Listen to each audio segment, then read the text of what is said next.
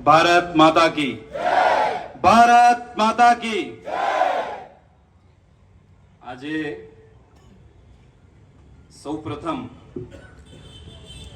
બધાને ખબર છે ને આપણે શેના માટે ભેગા થયા છે? શેના માટે ભેગા થયા છે? શું છે? શૌર્ય દિવસ છે। આપણે જે સ્થાન પર ભેગા થયા છે, મને એવું કહેવામાં આવ્યું કે ઇમરજન્સી વખતે નવસારીના નગરજનો અહીં જે આતતાયી ઇમરજન્સી આ દેશમાં લગાવવામાં આવી હતી એના વિરોધમાં અહીં એકઠા થયા હતા અને લાઠી ચાર્જમાં નવસારીના લોકો અહીં શહીદ થયા છે, વીરગતિને પામ્યા છે। એવી આ પવિત્ર ભૂમિ પર આજે આપણે એકત્રિત થયા છે ત્રણ લોકોનું સ્મરણ કરવા માટે, जिनके नाम हम सबको पता है। क्या नाम है? भगत सिंह, राजगुरु और सुखदेव। तो आज दिनांक है 23 मार्च 2024। 23 मार्च 1931 लाहौर की सेंट्रल जेल, और अभी बजे है 7:45, ठीक 15 मिनट पहले, अभी 7:45 बजे है, 7:30 बजे भगत सिंह, सुखदेव थापर और राजगुरु शिवराम राजगुरु, इन तीनों युवानों को फांसी हुई 7:30 बजे। फांसी होने वाली थी 24 मार्च को, अर्थात कल। निर्धारित समय था फांसी का 24 मार्च को सुबह 6 बजे। और भगत सिंह के वकील प्राणनाथ मेहता इन तीनों युवानों को मिलने के लिए, जिन्हें कल सुबह फांसी होने वाली है, आप कल्पना करो, इन तीनों युवानों को मिलने के लिए इनके वकील प्राणनाथ मेहता सेंट्रल जेल में आए। और भगत सिंह ने कहा, मैंने जो पुस्तक मंगवाई थी वो लाए हो क्या? उन्होंने कहा लाया हूं। वो पुस्तक दी और पूछा, भगत कल सुबह तुझे फांसी होने वाली है, मन में क्या विचार है? भारत देश के नागरिकों को, युवाओं को तेरा क्या संदेश है? भगत सिंह पुस्तक पढ़ रहे थे और पुस्तक पढ़ते पढ़ते उन्होंने कहा, मेरा एक ही संदेश है, साम्राज्यवाद मुर्दाबाद, इंकलाब। उनकी आंखों में मृत्यु का भय नहीं है। आप कल्पना करो इन तीनों युवानों को, जिन्हें कल सुबह फांसी होने वाली है, आज रात को क्या कर रहे होंगे? आपको पता चलेगा, अभी 7:30 7:45 बजे हैं। आपको मैं यदि ये कहूं कि कल सुबह 6:30 6:30 बजे आपको फांसी होनी है, आज रात को हम क्या करेंगे? या आज पूरे दिन भर हम क्या करते हैं? तो प्राणनाथ मेहता ने जो देखा कि इन तीनों में से एक जन किताब पढ़ रहा है, भगत सिंह, राजगुरु वेदों के मंत्र बोल रहा है, और सुखदेव तो गीत गा रहा है। कल सुबह फांसी होने वाली है और आज कोई गीत गा रहा है, कोई वेदों के मंत्रों का जाप कर रहा है और कोई पुस्तक पढ़ रहा है। कितनी आयु थी इनकी? जब भगत सिंह को, सुखदेव को, राजगुरु को फांसी हुई, आयु कितनी थी? भगत सिंह की आयु है 23.5 वर्ष, सुखदेव की आयु है 24 वर्ष और राजगुरु की आयु है 22 वर्ष। 1907, 7 और 1908 इन तीनों का ऐसे जन्म है, एक साल आगे पीछे। कौन थे ये तीन लोग? क्यों इन्हें फांसी दी जा रही थी? और उनकी फांसी के बाद, उनके होतात्म्य के बाद 90 वर्ष, 95 वर्ष बाद आज नवसारी में हम सब यहां इकट्ठा हुए हैं उनको याद करने के लिए। मैं देख रहा था मशालों के साथ, इंकलाब जिंदाबाद, भारत माता की जय, ऐसे नारों के साथ आप यहां आए इन तीन युवानों को याद करने के लिए। आप में से जो युवान बैठे हैं, 22-23 वर्ष में हम क्या कर रहे होते हैं? स्कूल कॉलेज में होता है, इंस्टाग्राम चला रहे होते हैं, कैंटीन में टाइम पास कर रहे होते हैं। लेकिन ये 3 युवा, जो एक पंजाब का है, पंजाब के लुधियाने से है, एक पुणे से है, तीनों एकत्रित होते हैं और चंद्रशेखर के नेतृत्व में भारत की स्वतंत्रता के लिए संघर्ष करते हैं। और कैसा संघर्ष? अनशन बंशन नहीं करते हैं, अनशन नहीं करते हैं। दे दी हमें आजादी, बिना खड़क बिना ढाल के गीत नहीं गाते हैं। क्या गीत गाते हैं? मेरा रंग दे बसंती चोला, सरफरोशी की तमन्ना अब हमारे दिल में है।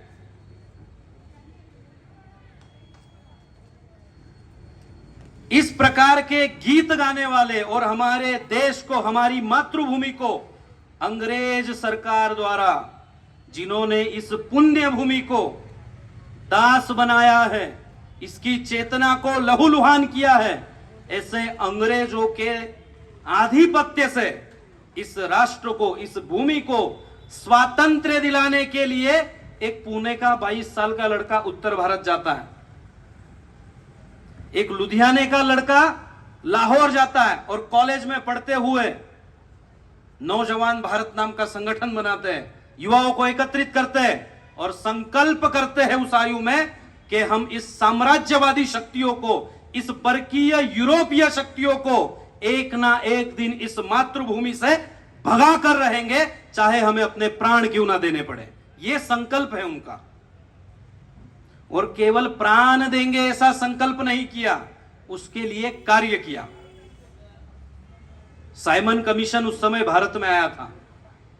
साइमन कमीशन, लाला लाजपत राय ने निर्धार किया कि इस साइमन कमीशन में एक भी भारतीय नहीं है, हम लाहौर की सड़कों पर इसका विरोध करेंगे। आज हम लाहौर सुनते हैं तो पाकिस्तान का लाहौर है ना? अब हमें लाहौर याद नहीं आता, क्योंकि भारत की सीमाओं में अब लाहौर नहीं है। जिस राम के पुत्र के नाम पर लाहौर है, वो लाहौर आज भारत की सीमा में नहीं है।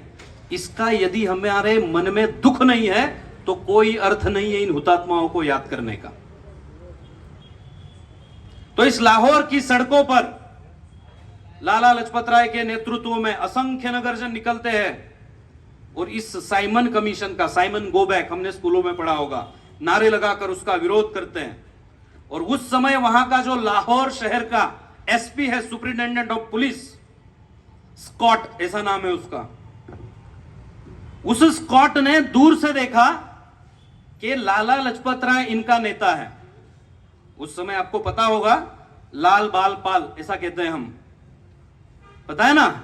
लाला लाजपत राय, बाल गंगाधर तिलक और बिपिन चंद्र पाल, ये भारत के नेता थे।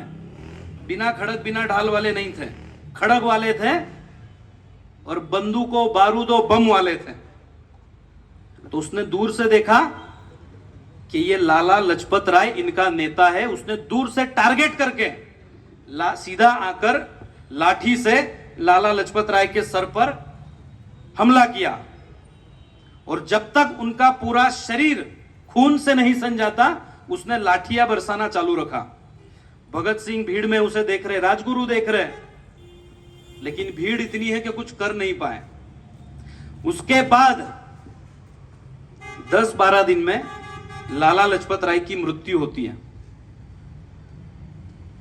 तब चंद्रशेखर आजाद, भगत सिंह, राजगुरु और उनके सारे अन्य साथी तय करते हैं कि इन आक्रमणकारियों को उत्तर देना जरूरी है। भगत सिंह कहते हैं इसका उत्तर हम देंगे। क्या करके देंगे? मोमबत्ती की रैली निकाल के नहीं देंगे, स्कॉट को मार के देंगे। और योजना बनाई, राजगुरु की योजना थी, योजना बनाई कि हमें स्कॉट को मारना है।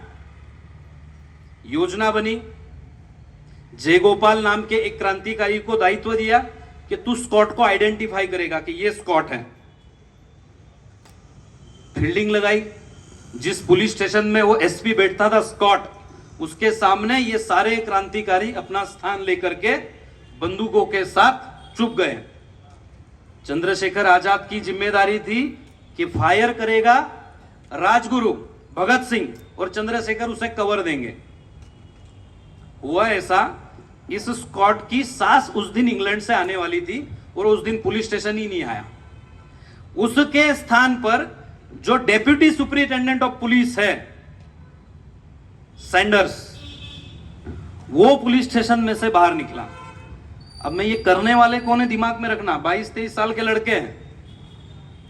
तो उसने इशारा किया कि स्कॉट बाहर आ रहा है। वो स्कॉट नहीं था, बाद में पता चला वो सैंडर्स था, डेप्यूटी सुपरिटेंडेंट ऑफ पुलिस। और उसे दूर से देख करके सीधा राजगुरु उसके सामने गए और एकदम नजदीक से उसके छाती में गोलियां दागी। तब तक भगत सिंह के ध्यान में आया ये स्कॉट नहीं है, लेकिन तब तक तो राजगुरु गोली चला चुके थे। फिर भगत सिंह भी आ गया है और उन्होंने सैंडर्स को गोलियां मारी और वहां से भाग खड़े हुए। जैसे तय हुआ था, चंद्रशेखर आजाद ने कवर दिया। अंग्रेज सरकार इनको ढूंढ नहीं पाई। आप कल्पना करो, इसको मारने के बाद सारे क्रांतिकारी लाहौर में भूमिगत हो गए, अंग्रेज ढूंढ नहीं पाए और वेशांतरण करके, रूप हुलिया बदल के, जो हम भगत सिंह का फोटो देखते हैं, उन्होंने हैट पहनी, यूरोपियन हैट। वो फोटो उस समय का है। उन्होंने अपना पूरा गेटअप यूरोपीय व्यक्ति जैसा बनाया और वहां से वेशांतरण करके दुर्गा भाभी उनकी पत्नी बनी है और राजगुरु उनका नौकर बना है। अंग्रेजों की नाक के नीचे से 500 पुलिसों के बंदोबस्त के बीच में से भगत सिंह और राजगुरु वहां से निकल जाते हैं, बंगाल जाते हैं। तब उन्हें पता चलता है कि जिसको मारा वो स्कॉट नहीं था। और उस समय के नेतृत्व में गट्स नहीं थे कि ये भगत सिंह, राजगुरु, चंद्रशेखर हमारे नेता है, क्रांतिकारी है। सबने उनकी निंदा की, सबने उनकी निंदा की। भगत सिंह के इनके ध्यान में आया कि एक स्कॉट को या सैंडर्स को मार के स्वातंत्र्य नहीं मिलेगा, मातृभूमि मुक्त नहीं होगी। कुछ ऐसा करना पड़ेगा कि जिससे इस अंग्रेज सरकार के बहरे कानों में भारतीयों का विद्रोह, भारतीयों का प्रतिकार सुनाई दे। और उन्होंने योजना बनाई, ऐसी योजना कि जिसके सफल होने पर भी मृत्यु निश्चित है। इस देश को स्वातंत्र्य कोई मिले सुर मेरा तुम्हारा बोल करके, गोलमेज परिषदों को करके, अनशन करके इस देश को स्वातंत्र्य नहीं मिला है। घर पर जाकर गूगल करना कि इस स्वातंत्र्य की लड़ाई में कितनी फांसियां हुई हैं। वो चाहे चाफेकर बंधु हो, स्वातंत्र्य वीर सावरकर की काला पानी की सजा हो, नेताजी सुभाष चंद्र बोस ने जो प्रयत्न किए जर्मनी और जापान में जाकर के तोपों के मुंह से बांध करके क्रांतिकारियों को उड़ाया है। आप कल्पना करो, तोपों के मुंह से बांधकर 20-22 वर्ष के भारतीय युवाओं को तोप से उड़ाया। और हम गीत क्या गाते हैं,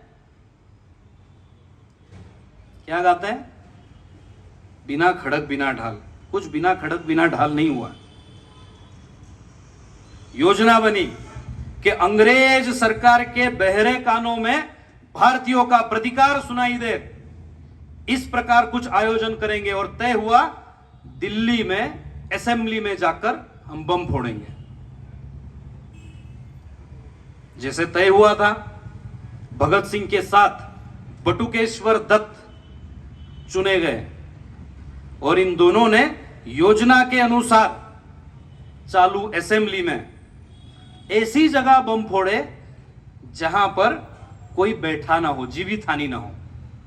उनका उद्देश्य 2-4 लोगों को मारना नहीं था, उनका उद्देश्य था समग्र भारत की युवा शक्ति जागे, समझे मातृभूमि के लिए बलिदान देना क्यों जरूरी है।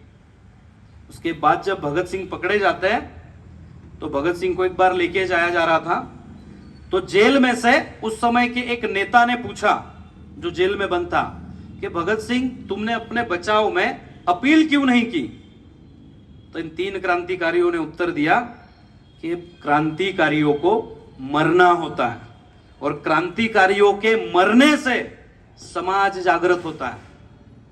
इनका उद्देश्य उस समय के भारत के समाज को इस आक्रमण के संबंध में जागृत करना था। इन्होंने बम फोड़े, उसके बाद पकड़ा गए तो भागे ही नहीं, हो वहीं पर बैठे रहे, अपनी बंदूक दी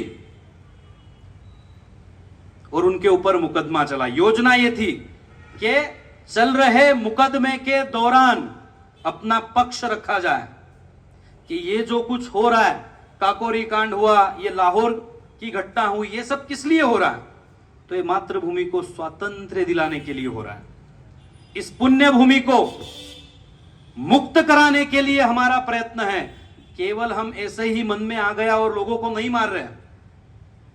हम कहते हैं भारत को विश्व गुरु बनाएंगे। भारत विश्व गुरु कब बनेगा? भारत विश्व गुरु तब बनेगा जब भगत जैसे, सुखदेव जैसे, राजगुरु जैसे सर फिरे और मरने के लिए तैयार हो। इस प्रकार की राष्ट्रीय चेतना को अपने हृदय में धारण करने वाले युवा जब बनेंगे तब हमारा देश विश्व गुरु बनेगा।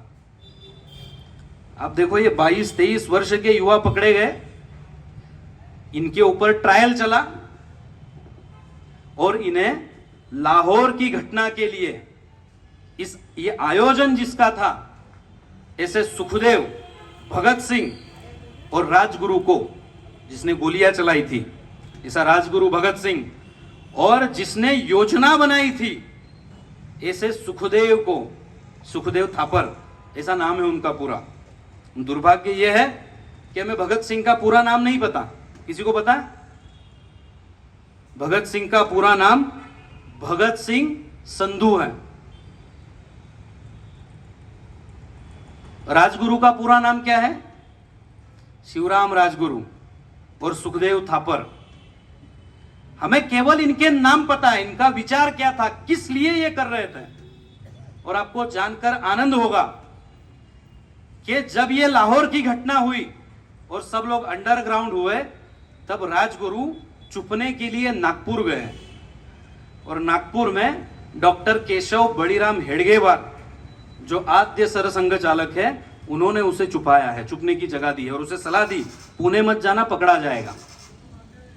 खैर, राजगुरु अति उत्साही और मरने के लिए बेताब ऐसा युवान था, वो पुणे गया, पकड़ा गया, सबसे लास्ट राजगुरु पकड़ा गया और इनके ऊपर मुकदमा चला और फांसी की सजा सुनाई दी, इनको सुनाई। और इन तीनों को पता है कि हमें फांसी होने वाली है। एक ने भी जीवन की लालसा नहीं दिखाई। इनका उद्देश्य था ये समाज जागृत होना चाहिए। और मैं जिस शाम की आपको बात कर रहा था, फांसी दी जाने वाली थी 24 तारीख को, 24 मार्च 1931 को। लेकिन अंग्रेज सरकार इतनी भयभीत हुई कि उन्हें लगा, जब ट्रायल चल रहे थे, जैसे देश में जागरण हो रहा था, उन्हें लगा निर्धारित दिन में इन्हें फांसी देने से लाहौर की सेंट्रल जेल पर लोग हमला कर सकते हैं। इसलिए जो प्राणनाथ मेहता, जो इनके वकील, इनसे मिलने, और जो घटना मैंने आपको बताई पुस्तक वाली, प्राणनाथ मेहता इन तीनों को मिलकर गए और तुरंत उसके बाद इन तीनों को कहा गया कि आप स्नान कर लो, अंतिम स्नान कर लो। किसी को पता नहीं है क्या होने वाला है। और चरण सिंह वार्डन थे जेल के, उन्होंने भगत सिंह को, राजगुरु को, सुखदेव को बताया कि तुम्हें फांसी देने वाली है, होने वाली है 7 बजे।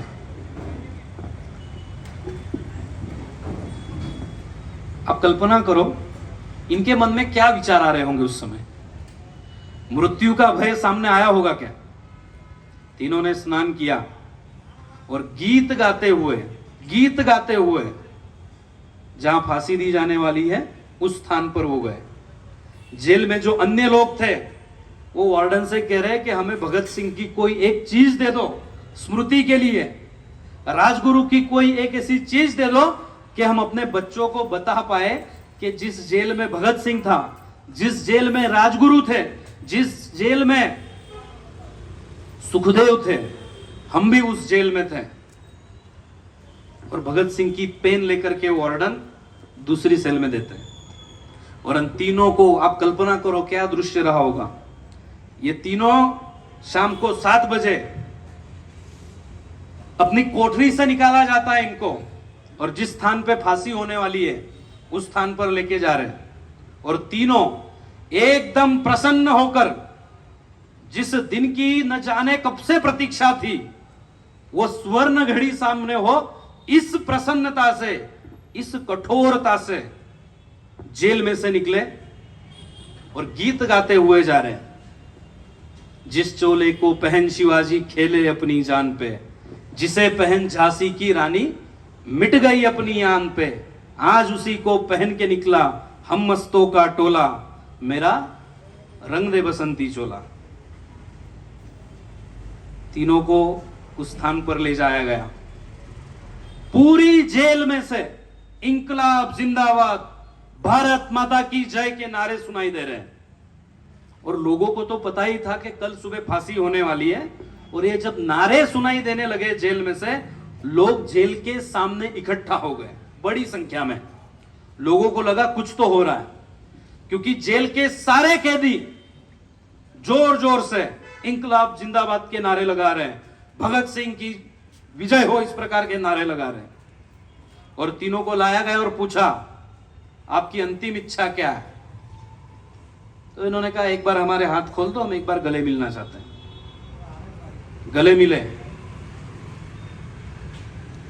फिर आगे का प्रश्न पूछा गया कि सबसे पहले भगत सिंह और सुखदेव, इन तीनों में सीनियर सुखदेव है। सुखदेव ने कहा पहले फांसी में चढ़ूंगा, और पहले सुखदेव को फांसी दी गई, फिर भगत सिंह को फांसी दी गई, फिर राजगुरु को फांसी दी गई। और जब तक डॉक्टर पुष्टि ना करे कि तीनों की मृत्यु हो गई है, तब तक इन्हें लटकाया गया। हैंग टिल डेथ, ऐसा कहते हैं ना। जब डॉक्टर ने पुष्टि की, आप समझो मृत्यु के बाद भी इनके साथ क्या हुआ। इन तीनों को नीचे उतारा गया और वहां के अधिकारी से कहा गया कि इनकी पहचान करो रिकॉर्ड पर कि ये तीनों यही है। अधिकारी ने मना कर दिया, उसको वही सस्पेंड करके दूसरे अधिकारी के द्वारा इनकी पहचान कराई। तब तक बहुत बड़ी संख्या में लोग लाहौर शहर, उस समय के भारत की क्रांतिकारियों के जो हॉटस्पॉट थे, केंद्र थे, बंगाल, वैसा लाहौर था। लाहौर की जेल, सेंट्रल जेल के सामने बहुत बड़ी संख्या में लोग इकट्ठा हुए। ये अंग्रेज सरकार के अधिकारी डर गए। उसके बाद पता है उन्होंने क्या किया? बताया गया था कि इन तीनों की अंत्येष्टि वही जेल में ही होगी, लेकिन ये लोग इतने भयभीत हो गए कि यदि इनकी चिता का धुआं बाहर दिखाई देगा तो 100% लोग इस जेल के ऊपर हमला करके सब कुछ नष्ट कर देंगे। आगे जो बोल रहा हूं ध्यान से सुनना। दुर्भाग्य से गद्दार वामपंथी इतिहासकारों ने जो क्रूरता भारतीयों के साथ हुई है वो आपको कभी बताया नहीं है। भारत की यूनिवर्सिटियों में 2-2, 3-3 लाख का पगार खाकर इस देश को अंग्रेजों ने, मुगलों ने समृद्ध किया, ऐसा बोलने वालों ने भगत सिंह के साथ, सुखदेव के साथ, राजगुरु के साथ, हमें पढ़ा है, डलहौसी ने यहां रिफॉर्म्स किए, बड़ा दयालु था। अंग्रेज सरकार डेमोक्रेटिक थी। इन तीनों के शवों के टुकड़े किए हैं अंदर, टुकड़े, और जेल के पीछे की एक दीवार तोड़कर वहां से ट्रक अंदर मंगवाई और इन तीनों के शरीर के टुकड़े करके इन्हें बोरी में भरकर, जिस प्रकार सामान लादा जाता है गाड़ी में, इस प्रकार इनके शवों को फेंका गाड़ी में, ट्रक में, और पीछे के रास्ते से दीवार तोड़कर इन्हें रावी के किनारे ले गए। रावी में पानी कम था, फिर उन्हें सतलज के किनारे ले गए और इन तीनों के टुकड़ों को, देह के टुकड़ों को आग लगाई। तब तक सुबह हो चुकी थी, सूर्योदय हो चुका था।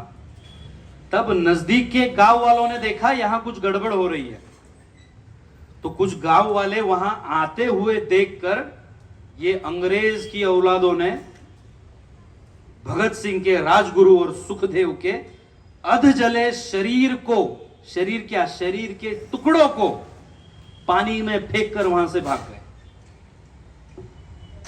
केवल फांसी हुई है इतना नहीं है, उसके बाद इनके साथ मरने के बाद भी ये हुआ। फिर दूसरे दिन भगत सिंह का परिवार यहां आया, गोताखोर ने नदी में से इन देह के अवशेषों को निकाला और दूसरे दिन पूरे लाहौर में 3 मील तक लंबी विरोध और आक्रोश में सारे लाहौर के लोग बाहर निकले। और इतना गुस्सा था लोगों के मनों में कि उसकी कल्पना शब्दों में कर पाना संभव नहीं है।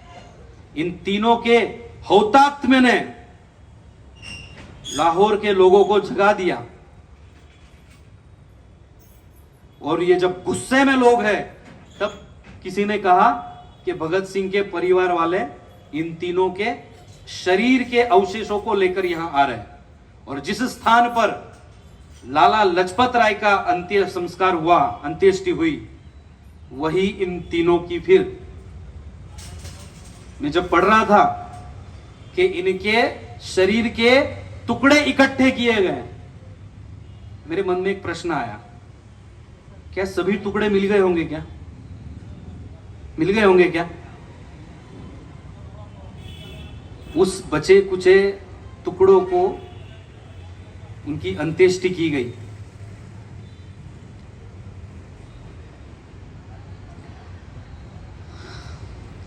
भारत के 22-23 वर्ष के युवान, वो किसी भी भूभाग के हो, इस देश का इतिहास क्या है? जब इस देश की भूमि पर पहला परकीय आक्रमण हुआ, तब से लेकर के आज भी इन परकीय शक्तियों के सामने भारत के सारे शहरों, नगरों, गांवों और क्षेत्र प्रांतों से लोग आगे आए हैं। भारत के युवान लड़े हैं, भारत की महिलाएं लड़ी हैं, भारत के साधु संत लड़े हैं। ये वो देश है जहां सर कटे तो धड़ लड़े हैं। और लड़कर हमने इस देश को स्वातंत्र्य दिलाया है। इन्होंने वीर गति क्यों स्वीकार की? क्या 22-23 वर्ष के युवानों के मन में जीवन के प्रति स्नेह नहीं होगा? उन्हें करियर नहीं बनाना होगा? विवाह नहीं करना होगा? विवाह करके सुख का संसार नहीं करना होगा? क्या लगता है आपको? इनके मन में आशाएं नहीं होंगी, संकल्प नहीं होंगे, सपने नहीं होंगे? थे, पर उन्होंने अपने व्यक्तिगत जीवन की महत्वाकांक्षाओं, आकांक्षाओं, सपनों के स्थान पर अपने राष्ट्रीय संकल्प को, राष्ट्रीय स्वप्न को प्राथमिकता दी। आज हम यहां एकत्रित हुए हैं, उनको याद कर रहे हैं। और यह केवल सुखदेव, भगत सिंह और राजगुरु की कहानी नहीं है। ऐसे असंख्य भारत के योद्धा है जिनका इतिहास, वास्तविक इतिहास हम तक नहीं आने देने की योजना चल रही है। या तो इतिहास को दबाया जाता है, या गलत तरीके से, झूठे तरीके से प्रोपेगेंडा करके हमारे इतिहास को कलुषित करने के षड्यंत्र आज भी चल रहे हैं। आज हम 23 मार्च के दिवस पर केवल भगत सिंह, सुखदेव, राजगुरु या उनके साथी चंद्रशेखर आजाद, राम प्रसाद, बटुकेश्वर दत्त, इनको याद करेंगे, घर जाएंगे, खाकर सो जाएंगे? नहीं चलेगा। हमें समझना पड़ेगा कि इस देश के 22-23 वर्ष के युवकों ने बलिदान क्यों दिया? क्या चाहिए था उन्हें? क्या चाहिए था उन्हें? और किस प्रकार इतिहास गलत बता करके हमें भ्रमित किया है। सत्य कटु हो तो हमारे देश में बोलना नहीं है, बोलना नहीं है, सेकुलरिज्म है।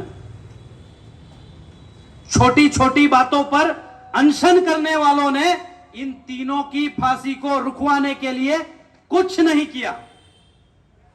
जिस दिन इन तीनों को फांसी हुई है उसके एक सप्ताह पहले गांधी इरविन पैक्ट हुआ है, समझौता हुआ है।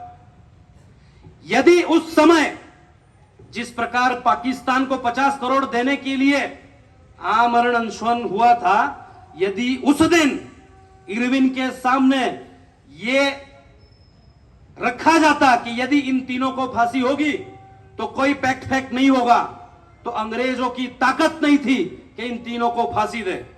लेकिन बोलना नहीं है, बोलना नहीं है। इस देश में रामकृष्ण पर प्रश्न उठाए जा सकते हैं, लेकिन किसी महात्मा पे आप प्रश्न नहीं उठा सकते। सच है दबा दो, सुनकर अनसुना करो, शुतुरमुर्ग की तरह जमीन में घुस जाओ और अपने आप को एक भ्रम में रखो, भ्रम में रखो कि सब कुछ कुशल मंगल है। सत्य यह है कि कुछ कुशल मंगल नहीं है। अंग्रेज आए, मुगल आए, इत्यादि इत्यादि इस देश पर आक्रांत आए, चले गए, कहानी खत्म, यह सत्य नहीं है। आज इस दिन हमें समझना होगा कि इन क्रांतिकारियों ने बलिदान किस लिए दिया है और इनके जैसे असंख्य लोगों ने बलिदान किस लिए दिया है। स्वतंत्र वीर सावरकर ने काला पानी में यम यातना क्यों सही है? सुभाष चंद्र बोस ने अपना पूर्ण जीवन विदेशों में रह करके भारत के लिए लड़ाई क्यों लड़ी है?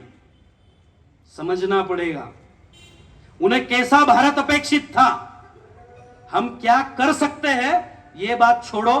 पहली बात है हमें समस्या क्या है पता है क्या नहीं। 22-23 वर्ष के युवाओं को पता था इस देश पर संकट क्या है। लगभग इसमें से 90% से अधिक लोगों की आयु 22 से अधिक है। क्या हमें पता है हमारे देश पर आने वाला संकट क्या है? कि हम भी मिले सुर मेरा तुम्हारा सर्व मंगलम करके बिना खड़क बिना ढाल गाते रहो। यदि इनके जैसे अनेक असंख्य सहस्त्र क्रांतिवीरों ने जो बलिदान दिया है उसको सार्थक करना हो तो पहले उसके पीछे का विचार क्या है, ये लड़ाई किसके लिए थी, ये समझना पड़ेगा। कुछ लोग कहते हैं भगत सिंह तो समाजवादियों से प्रेरित थे, कम्युनिस्ट थे। उसका एक ही उत्तर है कि कम्युनिस्ट देशभक्त नहीं होते और भगत सिंह देशभक्त थे, इसलिए कम्युनिस्ट नहीं हो सकते।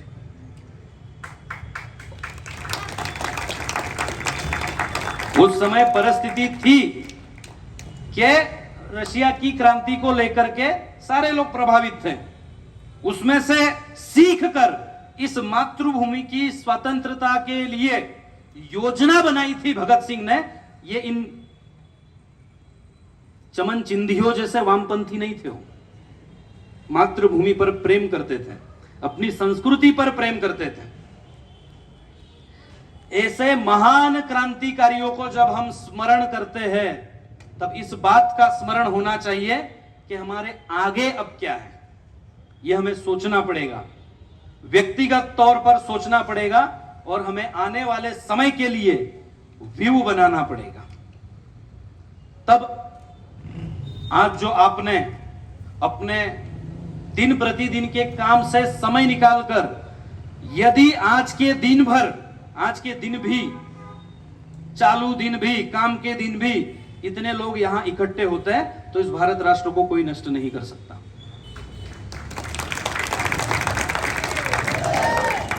और अंत में मैं एक बात बताना चाहता हूं जो स्वामी विवेकानंद ने कही थी। अपने एक अनुयायी के पूछने पर उन्होंने कहा स्वामी जी भविष्य के भारत को लेकर आप क्या सोचते हो? क्या प्राचीन भारत में जैसे तपस्वी ऋषि मुनि इस देश में हुए अभी आने वाले समय में नहीं होंगे? क्या होगा, होंगे क्या? तब स्वामी विवेकानंद ने जो कहा, उन्होंने कहा यह भारतवर्ष है, ये भारतवर्ष है। आने वाले 1000 वर्ष बाद भी इस देश में वेदों के ऋषि जैसे तपस्वी थे, जैसे तेजस्वी थे, ऐसे युवा इस राष्ट्र में जन्म लेंगे। भगत सिंह, सुखदेव, राजगुरु, चाफेकर बंधु, सावरकर, लोकमान्य तिलक, सरदार वल्लभ भाई पटेल उस समय की आवश्यकता के अनुसार इसी समाज में से आए हैं। अब कोई एरे गेरे नत्थु खेरे ये ना समझे कि वो का समय निकल गया है। जब जब इस देश पर संकट आएगा, इन्हीं युवाओं से, इन्हीं बालकों में से कोई भगत सिंह, राजगुरु और सुखदेव खड़ा होगा, इसका मुझे पूर्ण विश्वास है। वो समय राष्ट्र के लिए बलि होने का था। अब एक बात समझना, ये समय बलि होने का नहीं है, विजयी होने का है। भारत माता की जय। वंदे मातरम।